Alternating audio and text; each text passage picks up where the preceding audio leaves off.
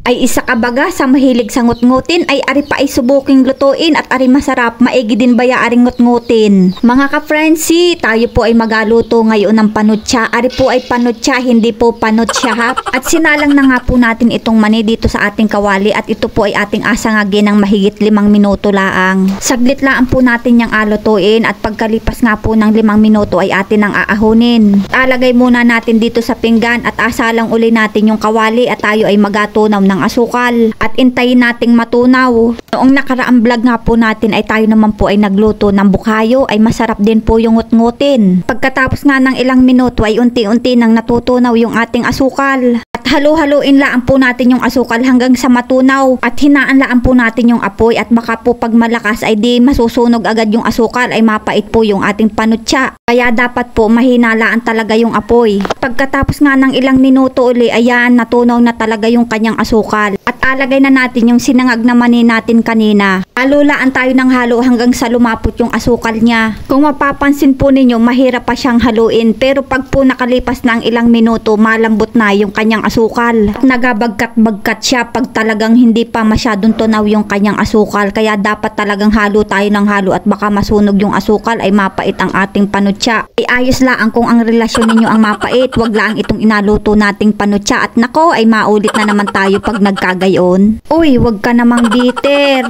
At maganda na nga ni ang texture ng ating inalutong panutsa. Tunaw na yung asukal. Napakadali na pati niyang haluin. Pagkatapos nga nating halu-haluin ng mga ilang minuto ay atin ang aahunin. At pagkatapos nga nating ahunin yan ay ataka na natin dito sa plywood. Dito po natin ito ataka at pag po sa dahon ng saging ay hindi po pwede. Dahil nung sinubukan ko po na itaka sa dahon ng saging ay kumulubot po yung dahon ng saging kahit padangdangin, gawa po ng sobrang init ng ating panutsa. Pag po tayo ay magataka nitong panutsa ay abilis-bilisan po natin ang kilos. At kung kayo ay mahinhin ay tanggalin nyo muna ang pagiging mahinhinin ninyo. Dahil madaling tumigas po yung ating panutsa, kaya dapat mabilis po ang kilos at mabilis din ang ating pagtaka. Pero po pag nahihirapan na kayong itaka at medyo matigas-tigas na yung asukal ay isalang nyo po uli sa apoy at yan po ay malambot uli. Pero mas maganda pa rin po kung abilisan ninyo ang kilos para hindi po ulit-ulit ang gawa, ganun. Ayan na nga ang tinaka nating panutsa at apalamigin laang natin ng saglit yan. At gamit ang yadyaran, atoklapin na natin itong ating panutsa at abalot natin sa plastic. Ganito po ang agawin natin pag ito'y ating agawin paninda. Pero mas maganda pong gamitin yung plastic, yung medyo matigas-tigas pag pinambalot. Pero po kung hindi naman po pangbenta at pangkain laang ay wag nyo na pong abalot. Ilagay nyo na laang po sa isang garapon tapos higpitan ninyo ng takip at baka po ay kayo maunahan ng mga langgam. Ari pong inagawa kong ari ay hindi po pangbenta, pinakita ko lang po sa inyo kung paano ibalot. Para po pag naisipan ninyong magnegosyo ng ganari ay di alam nyo na po ang agawin, ganan. Pwede rin po kayong gumawa ng maliliit na panutsa, yung tigda 2 piso lang po para afford na mga bata. Dahil yung ganito po kalalaki ay pwede ninyong ibenta ng 20 pesos dahil medyo mahal na rin po ang asukal at mani ngayon. 4 na piraso lang po ang ating abalot at pinakita ko lang po sa inyo ang pagbalot ng panutsa pag ito po ay agawin paninda. Dahil nga yung natitira nating panutsa na walang balot ay alagay na lang natin sa isang garapon.